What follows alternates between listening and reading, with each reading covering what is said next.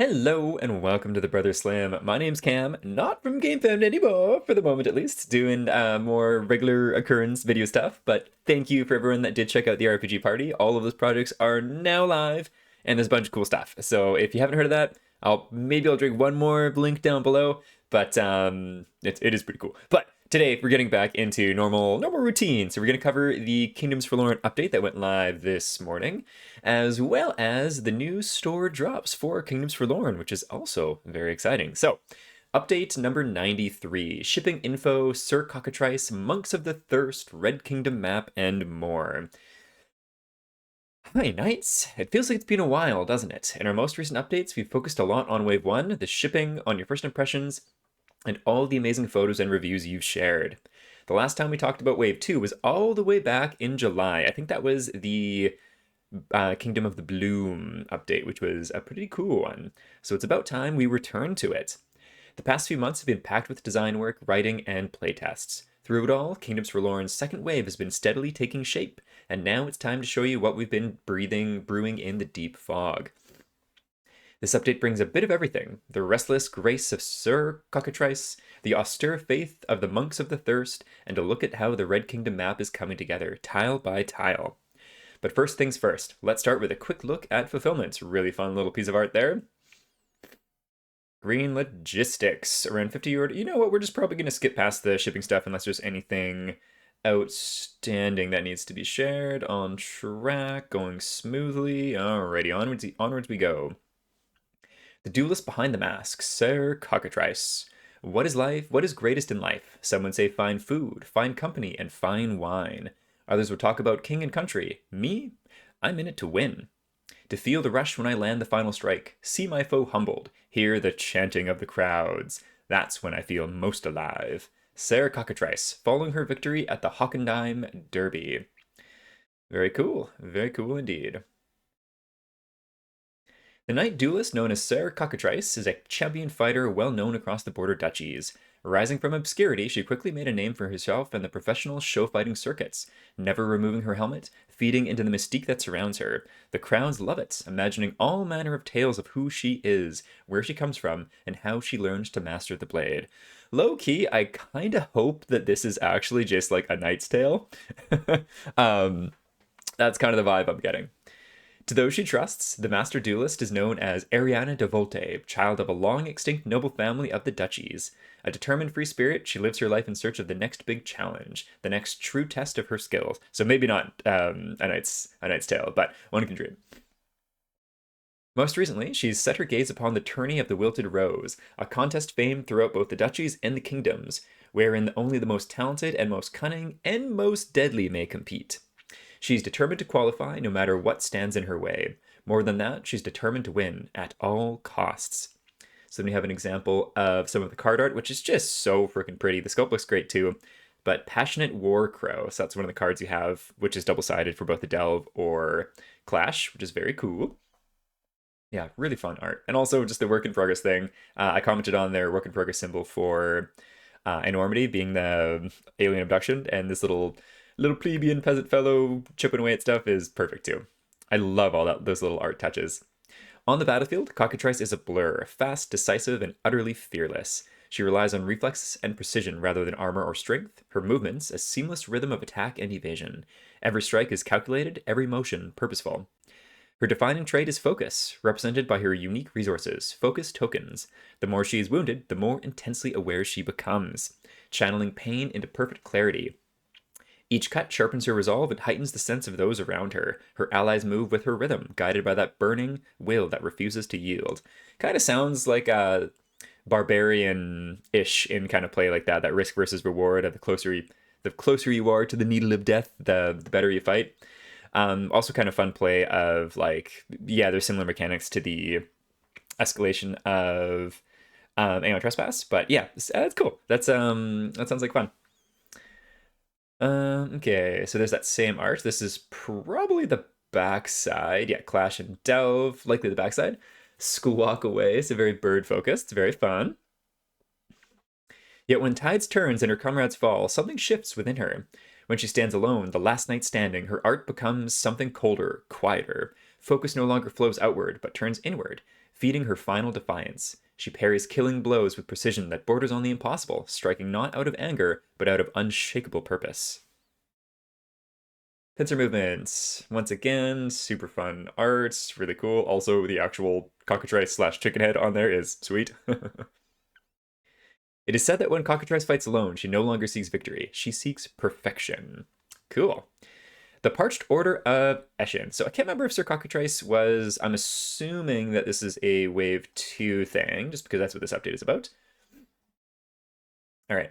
The Parched Order of Eshin. I give myself to serve the will of he who is most divine, the one that brought our salvation through the blood of his own beloved son. From this day forth, I vow to hunger unto mine undoing, to thirst until he grants me sustenance.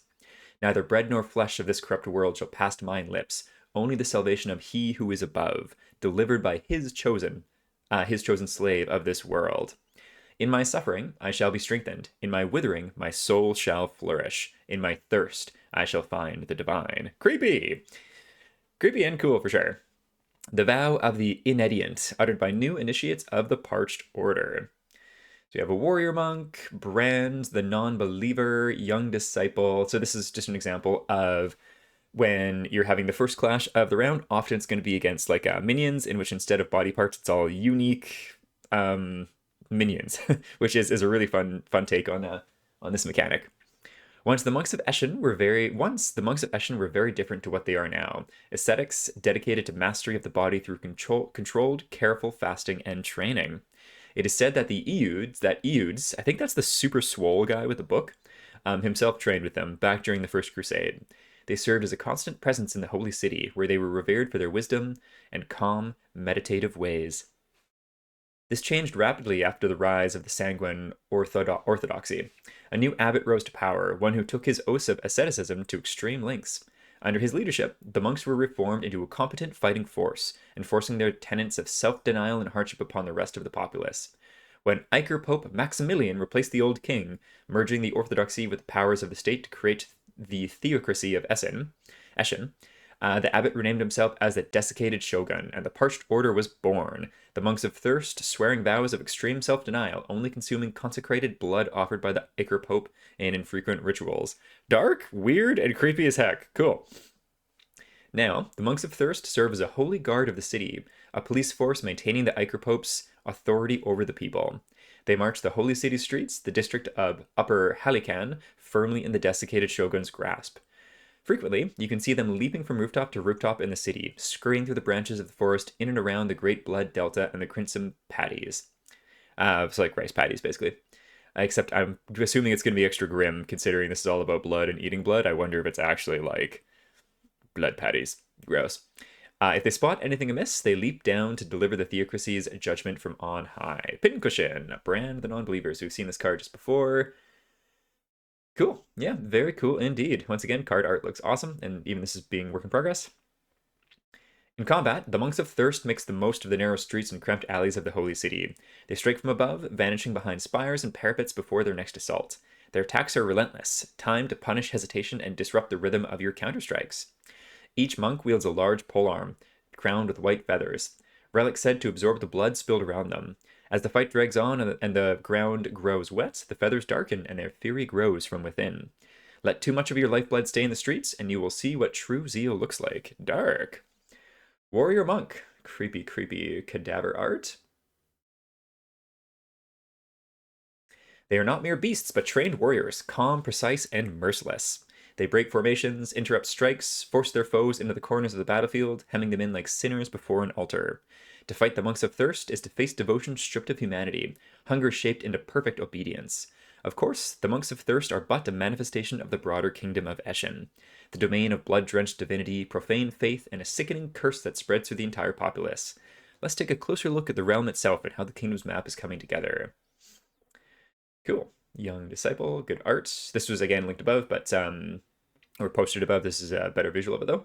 I like that they're actually blowing up some of the like small card art on it because they're really, really cool. Designing the Red Kingdom's map.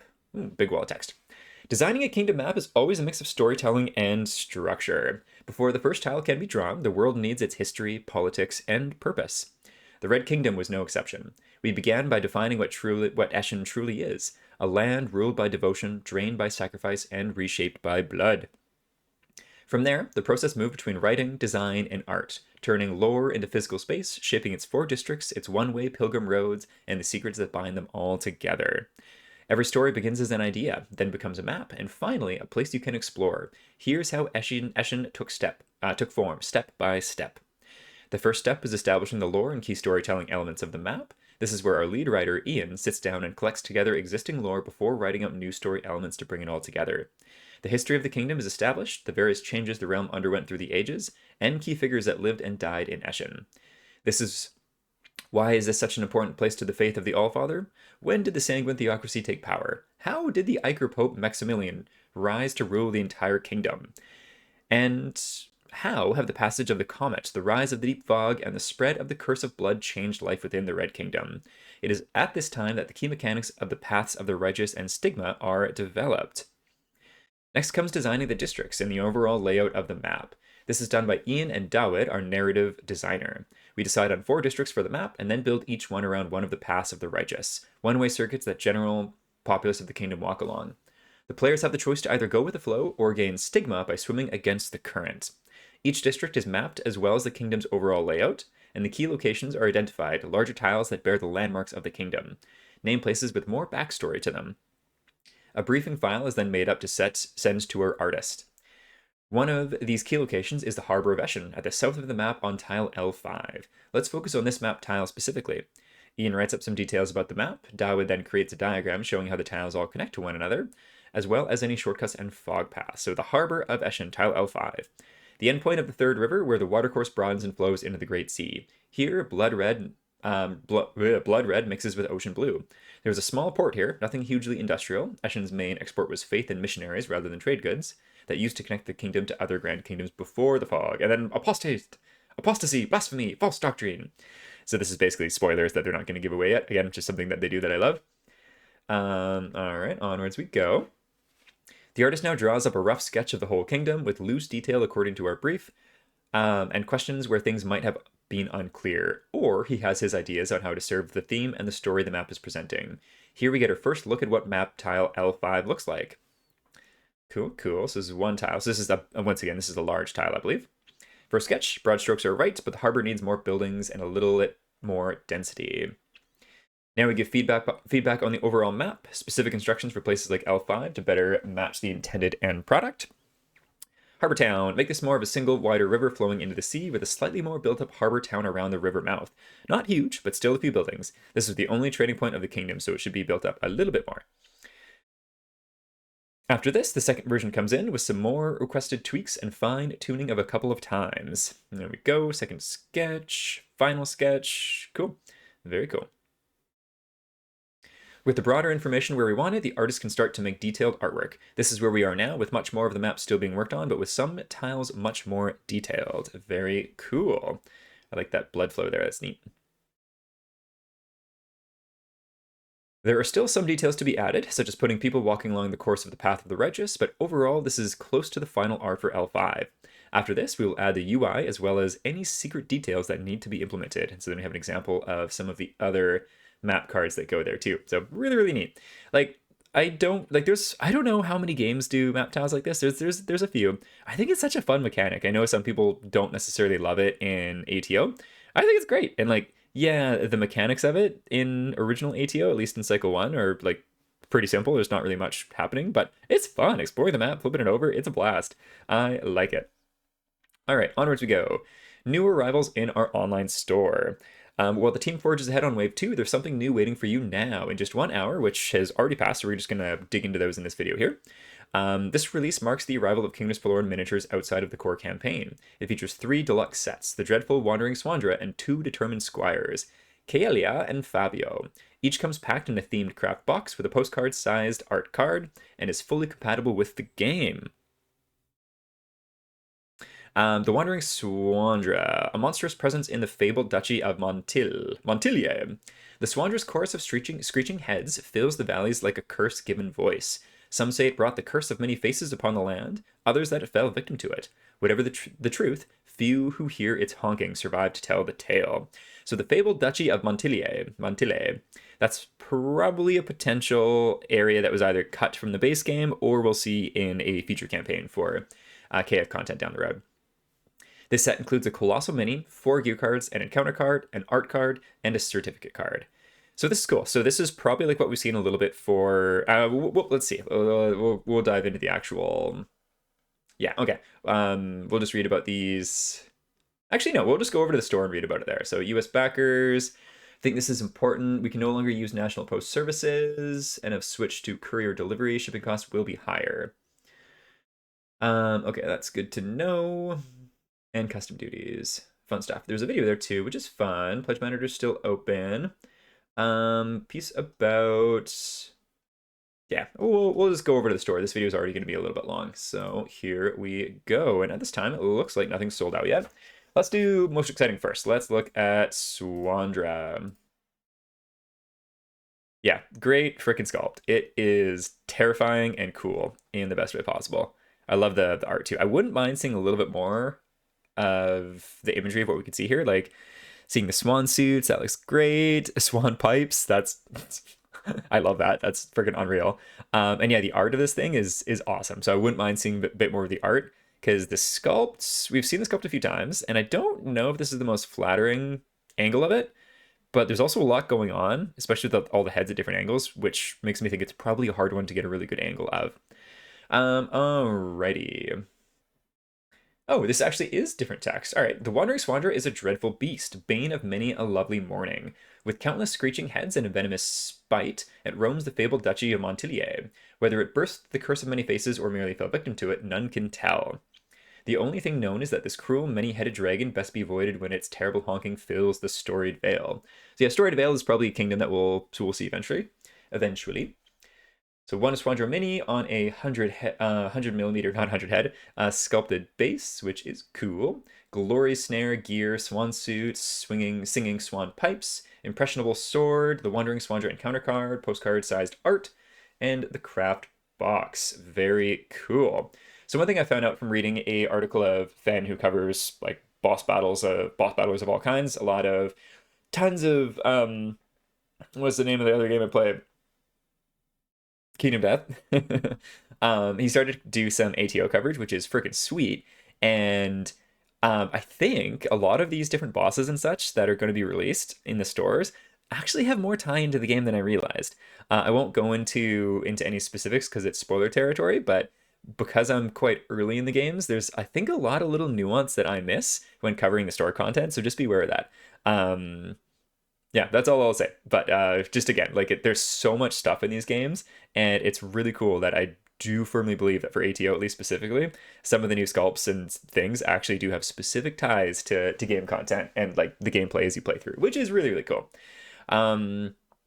So this one here is an example of what we've seen a little bit for ATO, where like it's got an encounter card, which is going to switch up some mechanics, and then it's probably going to use like the AI and BP deck of one of the other dragons. I'm assuming it's probably tied to a specific one, just so that its encounter card can work well with that other dragon's cards.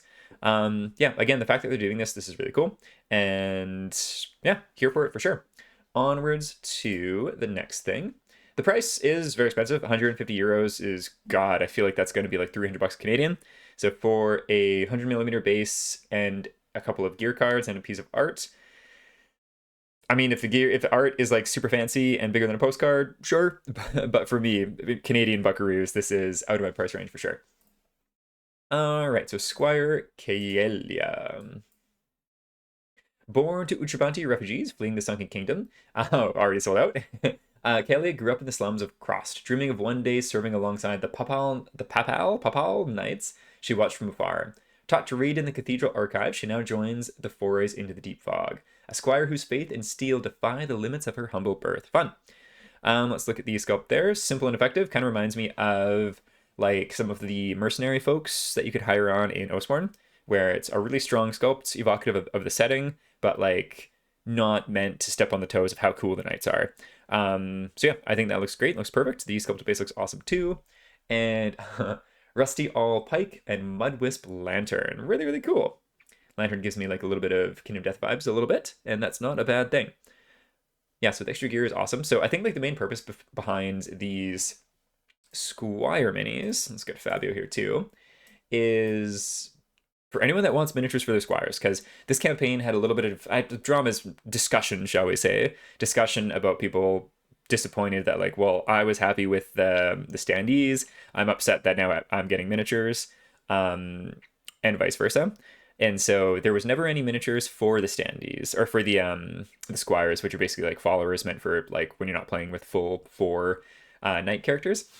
And so I think having store releases for Squire miniatures is freaking perfect because if anyone wants them, they can get them, except clearly there's a big demand because they're already sold out. So I think that they talked about doing a potential reprise, which they've done before, of adding more in limited batches. So hopefully they do that because this sold out in less than an hour. But yeah, so clearly there's a demand for these. And I think having them done in this fashion makes sense. But anyways, let's read about Fabio the Forlorn here. Fabio has known hardship his entire life. Born in the village of Bogavrig, what a name, he expected to till the land like his parents, until monsters from the deep fog destroyed his home. Now, in spite of his fear, the worn squire Fabio ventures into grave danger time and time again, each time questioning his life choices more and more. So you get dodgy pole mace and composite longbow. Yeah, that's fun. I like that they're including some gear cards in it there too. For 27 euros, again, way too expensive for me, but really cool that it's here, and I do really like the branding on the boxes that they've done as well. So fingers crossed they do a reprise for these squires. Let's just take a look at Swandra. Are you still in stock? You still are, yes. Well, you are a big chunky lad and also on the pricey side, so that makes sense. But yeah, so fingers crossed they'll add more of those, because clearly there's a high demand for it. And they're a much smaller mini and package to put together too, so that should help there as well. But yeah, thank you for tuning in. I think we will cut off now because I feel like this video is already going to be going on long enough. But thanks again for tuning in for some more KF coverage. If anyone's gotten the game already, I would love to hear your thoughts on it. It seems like it's been quite well reviewed so far. And one of my favorite things about this company is how they continue to innovate and iterate on their current design. So great to see like some of the updated early reviews and reception. And yeah, I would love to hear people's thoughts. So on that note, we'll catch you next time and have a wonderful rest of the week. Bye.